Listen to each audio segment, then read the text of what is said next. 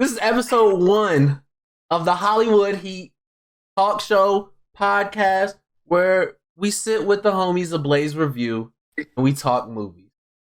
Let me introduce Cantley. Let me introduce Cam. And let's get to it, man. This is exciting because, like you said, this was kind of your idea, Cantley, if I'm not mistaken.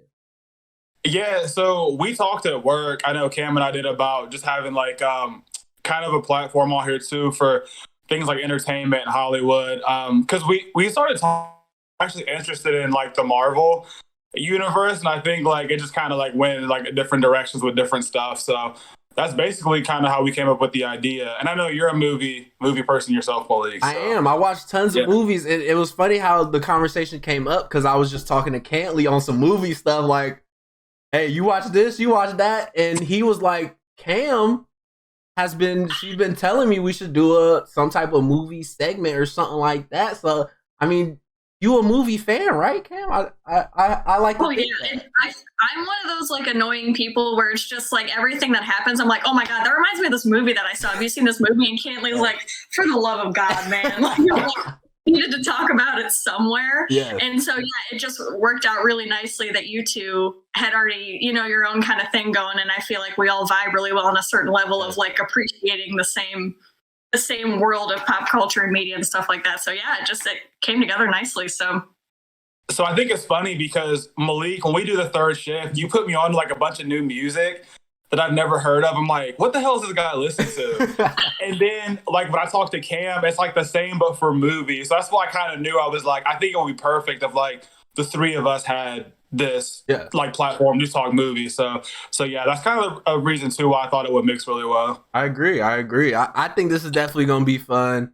And my biggest thing is I feel like movies are coming out all the time. And so I always make it a point to try to watch at least some of them because you got to know what people is talking about, right? So The biggest trend right now is, I ain't even going to say the name of the movie. I'm going to just say Michael B. Jordan is the biggest trend right now. Did you get a chance to watch that, Cantley? Yeah, I did actually. But before we jump into this, I'm going to start with a surprise for you guys. Okay. And I'm going to start with Cam first, though. Jesus. So if there's none of these you have seen, tell me. But if you had to rank Michael B. Jordan's movies, so Black Panther, Creed, Just Mercy, Fruitvale Train Station, Without Remorse, how would you rank them? What was the fourth one? The Fruitvale Train Station one. Have you seen that one? I have not seen that one. Yeah, that was 2013, so it was like a little bit older, but it's a really good movie. I just recently watched that one. I'll have to look that up. No. Oh, okay. That's hard because they're all very different films. Yeah. Creed has to be at the top. Really? That's all I'm saying. Keep your list going. I would put Creed at the top. I mean, I would probably say Just Mercy is up there. I think it's a very important film, is it not? It is. I think that's why films rank high with me, is if you can do a true story justice, and if it's an important movie, I'm like, that should be up there. Like, I love Killmonger in Black Panther, so he would probably be, I mean, I know that's not... Killmonger's my one. What'd you say? Killmonger's my one. Oh, he's my number one. Y'all putting a lot of disrespect on Creed. Okay, Creed was good. I like Creed at 2 and then Black Panther. I also love Tessa Thompson, so them together in a movie. Yeah, that's fair. Dream. What was the other one? So we had Black Panther, Creed, Just Mercy, Without Remorse. Oh, Without Remorse.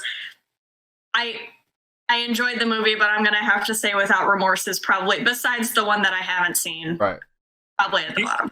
Do you think we'll look back at Without Remorse, though, maybe a couple of years from now and be like, okay, like that movie was actually better, like in his whole like collection of work?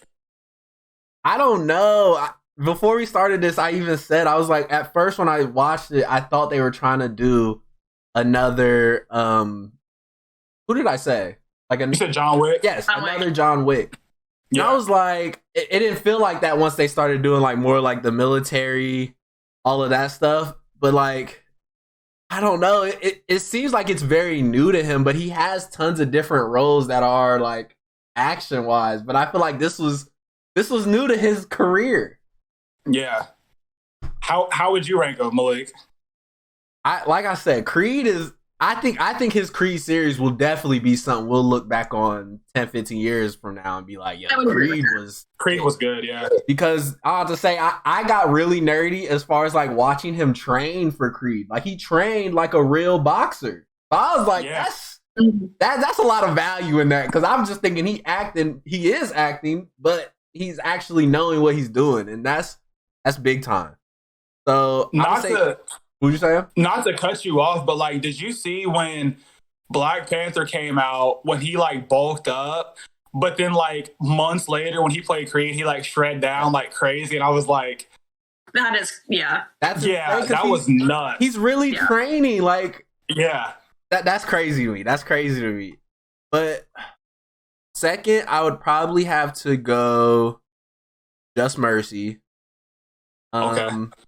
Third, Fruitville Station, and then fourth. I'm gonna make a note right now. You should. It's the only thing. The only thing you should know, Cam. It's a one-time watch. I've heard this many times. It's a one-time watch, and that's it. It's not something you really go back to. Yeah, I get the vibe. Yeah, it's worth watching because it was early in his career. That's why I feel like it was. Not only his career, but. He was all skinny and scrawny. Yes. Yeah. He looked like he was on the come up. Did you like how they had like the texting things in that movie? How like when he would text his friends or like anybody else who like pop up on the screen, you had to like read it. I thought that part of that was really cool. Yeah. Oh. Yeah, no, that movie definitely. I'll add. I don't want to spoil it too much for Cam, but like through it, you're mainly you don't know what the ending is while you're watching. Majority of the movie, like honestly, like I think until the last like 20-30 minutes. Am I right, Haley? Like, yeah, it's probably like 20 minutes, and then that's it. That's the end of the movie. And it's like, what? Yeah. So the ending is not spoiling it too much. You're gonna say the same thing while you're watching it. You're just gonna be like, huh? Okay. Next time we hop on, I'll come back and we'll have a full conversation about how it ends. Now I'm interested. So Cam, you did get a chance to watch Without Remorse, right? How'd you like it? Yeah, I did. I liked it more than I thought I would. I think Michael B. Jordan was incredible. I thought he had a great performance, and I just like, you can tell it's him doing a lot of his own stuff, which is just crazy to me. Like you were talking about him training, that goes so far with me when I'm watching a movie for sure.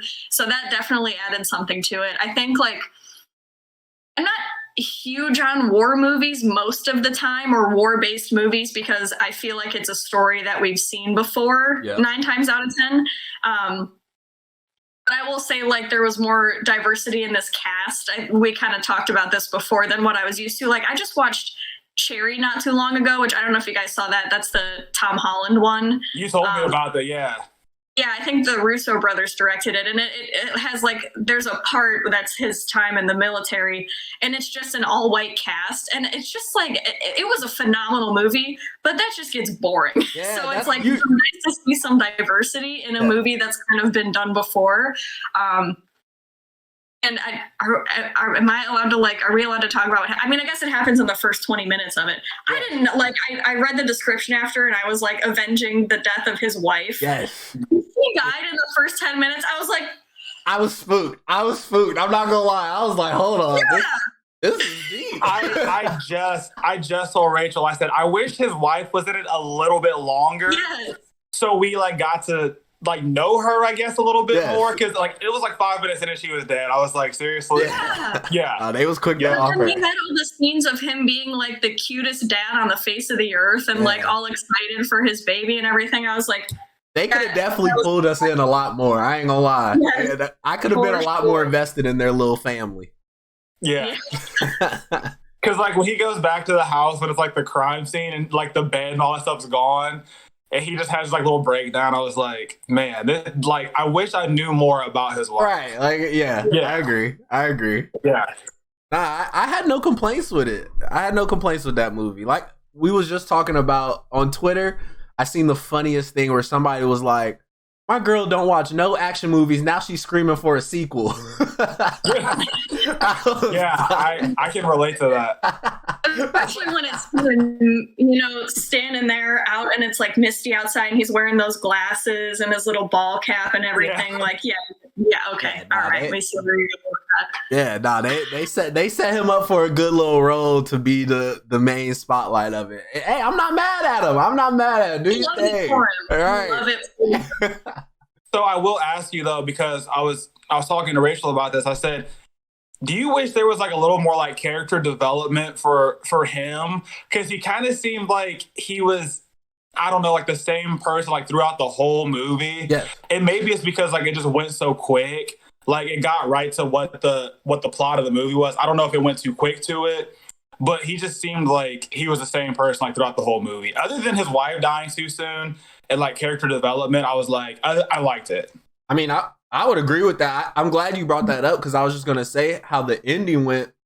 They introduced Rainbow Six, which is a very big like storyline on its own. It was literally a special ops SWAT team. That was literally the whole story of it. So that story, I feel like, can go in a million directions, and I feel like that's a chance for him. Like I said, he's not John Wick yet, but that could be his opportunity to move into that spotlight. Yeah. I thought he died though, man. I was so sad. I was like, did he really drown here? Yeah, and like 5 minutes later, I was like, okay. There were like 5 times when I thought he died. Yeah, I literally I'm just like, no, he's not dead. I don't care. Yeah, it's like this is. He could be dead, and I'd say, no. Yeah, he's not dead. Exactly. So, okay, out of 10, what would you rate it? 7. 7. Yeah, I'd say 6 or 7. I'd say 6.5, 7. Somewhere. So I think we're all like roughly the same. I thought it was a very impressive movie. Like it was very well shot, very well acted, and everything. The scene where he was in the car while it was on fire with dude. I was like, that's crazy. And then it went to the other scene where he's underwater with the with the dude. I was like, oh, they went too crazy with those. Yes. Have you seen like on his Instagram though, where like they show this like him shooting the scene of him getting in the car? No. When it was on fire. It's crazy. They like rub him down on like all this like Vaseline or whatever. It's like the crazy. I saw it probably like a week or two before the movie came out. Yeah, they like show how they made that. It was honestly really crazy. I was like, is this car really on fire? And it was. And I was like, oh man. I was like, this is wild. Wow. So yeah, it's crazy stuff. Well, I will say the other part is when the hits start coming in the very beginning, and the one guy's taking out his trash before he gets hit by the car. It was like an audible moment. Yeah, no, that definitely caught me off guard. Yes, we're in it. Yep. And you knew at that point there's no turning back. It was like, no. You're not turning back from this. You're not. But I was about to say, I mean. So the next thing, I mean, just to add out, I was on Twitter scrolling, and I seen that Marvel released their big trailer of it was, if I'm right, Cam, it was a recap of what they've done so far, right? And then they just threw in newer trailers, right? Yeah, so it started out with kind of like it was nice because I think a lot of people, I'm sure you guys feel the same way, have just like missed the experience of the movies. So I think they kind of wanted to call back the sensation of like their past films and like the best moments of it. And I when I watched it the first time, I was not expecting to hear Stan Lee's voice. I was like, I don't know what this is, but they're started off on a weird, sad note. I don't know what they're about to do here. But then, it kind of transitions into like the future films. Like we're finally getting the Black Widow movie and everything. And then an official slate for the next few years, because now that the pandemic is finally winding down, there's an end in sight, maybe. Yep. People can start like actually announcing dates to release movies again without them getting pushed back. So how did you guys feel about it? Anything? Think it's all going to stick? So it's funny you said it like that, as far as like that first part was like hey, if you missed it, here's just a short little recap, because it's almost like they're switching gears as far as, I don't know what they're switching gears on, but they have, it seems like they have a whole slate of stuff that is like, this is what we bring it to the table now, like this is how we doing it. My only thing about the trailer is that it's a trailer. You know, it's all hype. That's all it is right now. So once these movies start dropping, that's gonna be when people are like either bored or they continue in a great run. So I'll tell you, I think this makes me feel like I'm gonna get old really fast because no, bro, it's weird. So I remember I had this magazine as a kid, and I think Daredevil might have been on this magazine, and I'm like 9 or 10. So I was like, okay, I'm gonna get this magazine. Well, in the back of it had all of like the first Marvel movies that were coming out. So it's like 2006.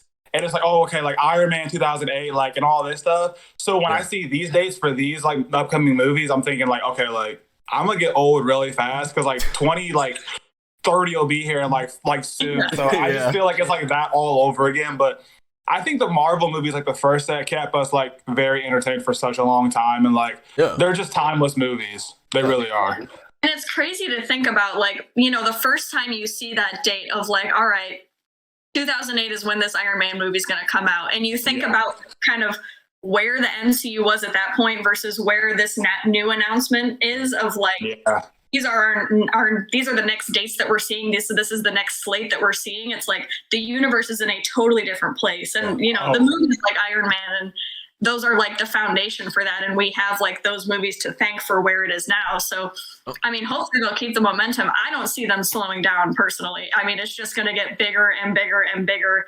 And who knows? I mean, there's just so much content for them to pull from. Who knows how long they'll continue on this train. If you would have told me in 2008 that like Marvel was going to be like this and Iron Man was like the start of it, I never would have like thought about that. I never would have believed it.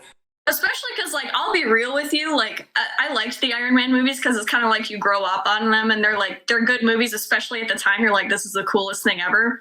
Iron Man's not my favorite. When I think of the foundation of the MCU, I'm like, it could be so many other people, but it's just like you got to give credit where credit's due. Like Robert Downey Jr. I was about to say the actor definitely took a lot of that home.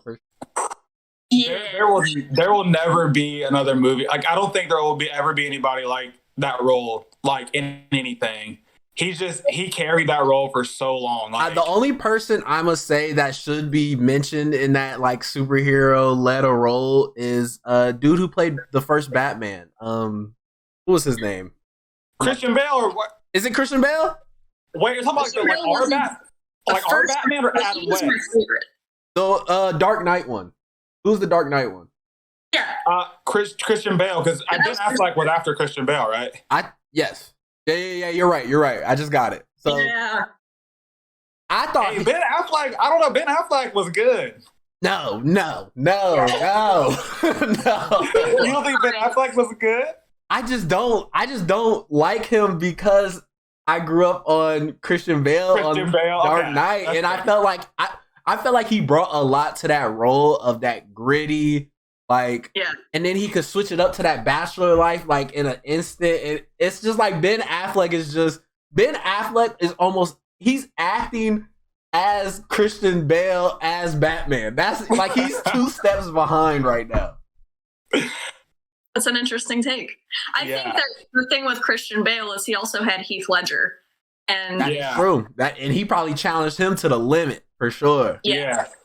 So Cam, what were you saying about the Jokers? You said who was the better, Joaquin Phoenix or Heath Ledger? I personally would say Heath Ledger. I think Joaquin was incredible in that role in the film, but in my brain, those are like 2 completely different entities. And like when I think of the Joker in his truest villain form, I definitely think of Heath Ledger. And that whole thing just breaks my heart. Like knowing the toll that took on him. And I hate to say that, like, I mean, he gave us one of the best performances, I think, like, that I will ever see or, like, register as one of the greatest performances of my lifetime, personally. It just sucks the cost, essentially. I don't know. What do you guys think? No, I'm glad you brought it up, because that's what I feel like really sets these great actors apart from the people that should just get to it or new actors. Because these great ones, that's them. Like, that's when I was saying Christian Bale is Batman. Like, that's what I didn't picture him as the actor. I pictured him as Batman. Like, it wasn't It wasn't like he's acting for this role. And I feel like the Joker, he took that, Heath Ledger took that to the limit. And like you said, it ended up being his greatest performance. And I feel like actors that are like trying to get into their prime or working towards that, they know about that performance. They have to. Mm-hmm. Yeah, and like it's funny to me because I actually, going back to Michael B. Jordan for a second, I think he was in an interview with like Oprah after Black Panther came out, and he basically was saying how he had to go to therapy because like playing Killmonger was like so taxing on him, because he said even like when he was offset, it like he tried to stay in that role as much as he could. So I imagine somebody like Heath Ledger playing the Joker, and the Joker is like light years better than Killmonger as a villain. Right. So I can only imagine like what Heath Ledger probably like had to do and go through to pull that role off. My favorite Heath Ledger is the Joker story. I don't know if you guys have heard this. Caitlin might have told you about this at work. Is you know the scene where he blows up the hospital? Yeah. Oh, yeah. Are you gonna say it was like an accident or something like that? Yes. Have you heard this? I read slightly of it. You can keep telling the story. Yeah. So it was basically, I mean, they blew up a real hospital, so it's like a multi-million-dollar endeavor. And, you know, it makes it better that he's in like a little nurse's outfit and everything. But they were like, okay, Heath, this is you have one shot. Like, whatever you do not mess this up, whatever. So he presses the button. It doesn't blow up. And I'm thinking about me. I'm like, I would be like looking around like, right, do it again. Like, he does the thing where he's like pressing the button, whatever, and it was just delayed, so it ended up blowing up anyways, which is perfect because money well spent. Exactly. And he just played it off perfectly, where he like looks back and then just like does his little walk away and everything, and I was like, that is so impressive. Yeah, that's big time. That was. So, Hey, I'm a big DC fan, so you see we was talking about Marvel and went into DC. That's all I'm saying. Okay. All right, well, okay, I'm going to spin it back then. Who's your favorite Marvel villain? Like in the movies, or just like all together? Oh, no, all together. All together? Oh my God. I'm going to have to go, what's his name? Thanos. I'm going to say, I think you have to go Thanos. Thanos was the only one that really made me like, oh, they gotta body him. Like they gotta handle that immediately. He's a problem. Okay, but in Infinity War, I was kind of like, he has a point. Yeah.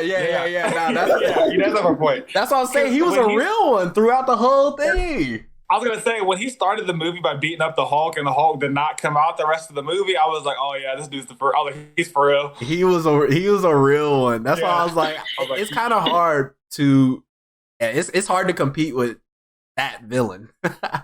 Yeah, it's hard. But so, I mean, just to go back through the Marvel trailer, like we said, they announced some things towards the end. One of like the recent ones is Black Widow, The Legend of the Ten Rings, and Eternals, and then there was a Spider-Man that's supposed to be late this year as well. So any excitement out of that roll call so far? Black Widow for sure. Because Scarlett Jo. Yeah, I was about to say, she's taking that role to the limit because I remember very early in the Black Widow's introduction to Marvel Universe was that she ain't had no powers. That's what people was like, that's boring. Like, why do we want to see that? But she took that role. She been handling that role. I feel like she's gonna go in on this movie. Yeah, I think so too. Black Widow has always been one of my favorite Marvel characters, and one of my biggest qualms is how she was handled in the films, because she is a superhuman by the definition of the word because of how she's trained, and she does have like superhuman abilities, but they never played her that way. They in the Age of Ultron, I always hated this, and it took me so long to figure out why. There's the whole discussion where she calls herself a monster because she can't have kids. Yep. Again, dumbing her down. And then we see her die in Endgame because her life is valued less, essentially, than Hawkeye's because he has a family, when we just had the discussion that she cannot have kids. Exactly. I could talk about this forever. Listen, so Yes, I am thrilled for the Black Widow movie. I think it's been a long time coming. Finally, her solo act. I think Scarlett Johansson has played her. She was a phenomenal Black Widow. I would agree. So yeah, I mean, I've been excited for that movie like 2 years ago when it was supposed to come out last year. It was like last May or something, and then it got pushed back until like July or whatever. So I was excited for it after the first Avengers movie. Look, he said, "I've been waiting on this Black Widow movie for a minute." That is funny. I would probably say out of the ones that was announced, I'm not gonna lie, Spider-Man is probably towards the top. There's a lot of hype for Black Panther 2. That's supposed to be summer next year. And a lot of people, that's a lot of mixed feelings because it's like, obviously the person that brought that role to life is no longer here. So it's kind of just like we gonna support it, but it sucks. Like, if they continue it, it's gonna be difficult. It's gonna be very difficult. Oh, easy. And then and then Guardians of the Galaxy is what is it? Spring 2023. So 2 years from now, they got the next Guardians of the Galaxy, which I'm a big Guardians of the Galaxy fan because it was like when I seen the first one, I thought it was the most random movie of my life because I like never followed Marvel that close. So I was like, what is this? Like, but it was just good. It was really good to watch. I think I watched the first one probably like 5 or 6 months ago for the first time. Because they were introduced to me, actually, I must say, I think it was it Infinity War? Like, I literally had not seen anything Guardians of the Galaxy until Infinity Wars. Yeah, it was funny because those movies are a trip for sure, where you're just like, this is not what I was expecting. But I will say both of them had a moment where, like a single tear moment, where it's like in the first one with Groot. Yep. Where he explodes. Yeah. Spoiler alert if you haven't seen it by now. And the second one with Yondu, I was kind of like, damn. Yeah. I thought this was all lighthearted, and you're pulling this out. Yep. Yeah, I think that's a little special treat they got in the Marvel universe. But yeah, one of the conversations I definitely wanted to bring up while we was texting each other was that Marvel is so diverse at this point of Hollywood. And I would say Marvel probably holds a lot of Hollywood's budget right now. And it's women in it that take lead roles. There's Black people, there's Asian people, literally all types of people that are playing major parts of these films. And I really just wanted to give them credit, and I wanted to hear what your guys' thoughts on it was as far as like other movies in Hollywood. I definitely wanted to talk about this because to tie in our third shift show, we talk a lot about basically people being themselves and putting themselves out there as far as different backgrounds, different races, all that stuff. And Marvel, I think Marvel is up there as far as inclusion. Yeah, because Anthony Mackie's leading the way, so I'm okay with it. Yes, that's huge. I'm okay with it. And I just think of the memes. There you go. I just think of the memes every time I see them, but other than that, yeah, I mean, What was you saying, Carol? I was gonna say, did you guys watch The Falcon and the Winter Soldier? I haven't. Yes, I did. Yep. It's one of those things where, because I know in the comics, at least I'm pretty sure in the comics, Steve initially hands the shield to Bucky, and I was so excited to see him hand it to Sam, and I liked that they made that conscious decision. And so going into it, I was like, yes, let's get right into the movies with Sam as Captain America. But now it's like, after having watched The Falcon and the Winter Soldier, there's no way you can tell Sam's story of him taking the shield without the discussion that took place in The Falcon and Winter Soldier. Yeah. So it's like 2020 hindsight, looking back, I'm like, it's so important that they did that, because this is the first time that they're really having a person of color, not necessarily the first time that they're stepping up into this role, but stepping into a role like Captain America that was the foundation for this universe. You know what I mean? Yeah, no, and it's crazy because Captain America's history was literally like early, like World War One. Am I right? Was it two? Was it one or two? Cam, you should. I can't remember. Do you know Cam? Those two, but I mean, same deal. Yeah. War is war. Either way, it was a time where it would have been outrageous for a black person to be Captain America. So that's why I was like, it's big time, because I almost feel like Marvel didn't have to try that hard, because Anthony Mackie is a fantastic actor. He's been leading the way for all of his movies that he's been in. So for him to take on that role is big time. And then, I mean, we was just talking about Black Widow. I think Black Widow will be one of Marvel's biggest movies here. Yeah.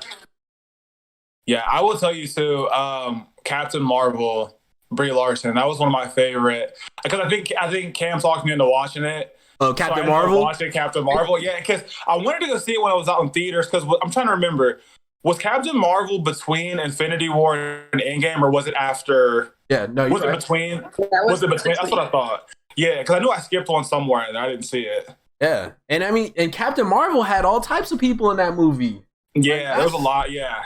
And that's what I'm very excited for the second Captain Marvel movie. So that was another thing that was released in the slate, was it changed from Captain Marvel 2 to being called The Marvels. Yeah. And that's another really exciting thing, because in the logo now you see Monica Rambeau's kind of her emblem. Yep. When she becomes Spectrum. So we have a black woman coming into the role as well. Yeah. And then you have Imani Vellani, who is a Muslim actress who is Miss Marvel. And so it's going to be all of them together. And so they just keep pushing that cast of like just more people. Yeah. More people who look like other people, which is just, it's so exciting. And I loved Captain Marvel as well. So, and I am a Brie Larson fan.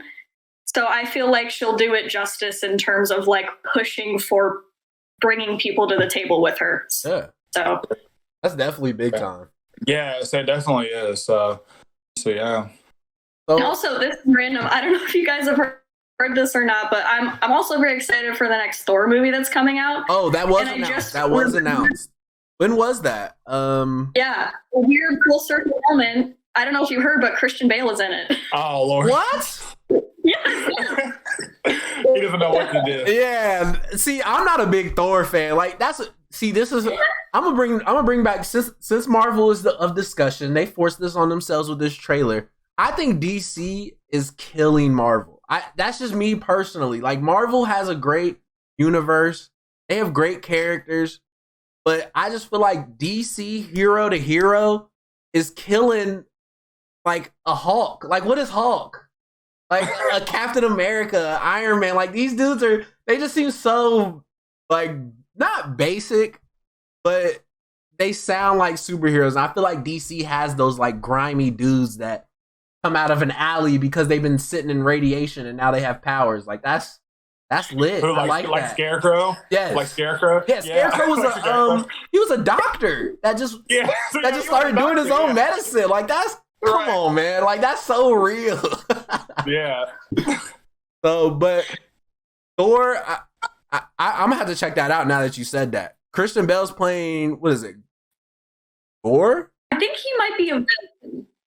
Oh, she's a villain? Ooh. I think he might be cast as a villain. Yeah, but look, Kate Blanchett at Hela is probably my favorite Marvel villain. Who's that? Hela. Yeah. Hela from Thor Ragnarok. Oh, yeah. No, he's up there. Yeah. I liked in, where was it? Iron Man, when he was fighting who was Iron Man messing with in the first, like the very first Iron Man? I can't think of his name. It's something like at the end of the movie, it was like the other guy who like wants to be Iron Man or whatever. No, it was who he was fighting. Like, who was his main villain in the first one? Wasn't it Wasn't he like a prisoner of war? I think he might have been. I haven't seen the first one in forever. Oh no, you're right. You're right. It was the dude who wanted to be like, he basically had his like own suit or whatever. The old bald guy, like at the end of the movie. Yes. Yeah, that guy. Yes. And that was, like I said, I'm a DC fan, so I like these dudes that are like all like gutter with it. Like, hey, I just made this suit. I'm about to go body this metropolis over here. Like, that's cool to me, because that type of stuff I'm not saying you could see happen, but it's cool seeing that type of stuff because you're like, that could happen, maybe. I don't know. It could be you, right? Hey, I don't know. I don't know. So it sounds like that's it for this episode. Those are all our topics. It sounds like wrapping it up. Yeah, I mean, this was a great first episode. I'm really excited to get this going because, I mean, like Cam said earlier, I mean, movies are starting to come out now. It's starting to get back to that time where people know how to navigate what we going through now. We got HBO, we got Hulu, we got Netflix, and some theaters are still open. And so the movies is coming back. And I think this will be definitely good for all of us to chop it up about some movies. And yeah. I still have to watch Mortal Kombat, even though I've heard it's really like corny. I would say watch Mortal Kombat. Okay. It was a video game movie. Yeah. Did you watch it too already? I did, yeah. I watched it like yesterday. I'm the only person that you listen out. This is my only thing. Like she said, it's a video game movie. No video game movies do well, but this one I feel like will age well because it's basically a 2021 version of the one they made 10, 15 years ago. So that's why I feel like this one will age well. And they're talking about like doing series with it. They're talking about TV show offers. Like, ain't no telling what we about to see, but I feel like that trend that they got going right now, I think you should tune in. I ain't gonna lie. Do a Warzone video game. Put Young Thug in it. Yeah.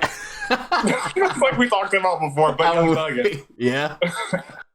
But hey, so this is the Hollywood Heat with Cam, Hanley, and we out of here. Emily. Yeah, Emily. Yeah. Emily. We'll catch y'all on the next one, man. Yep.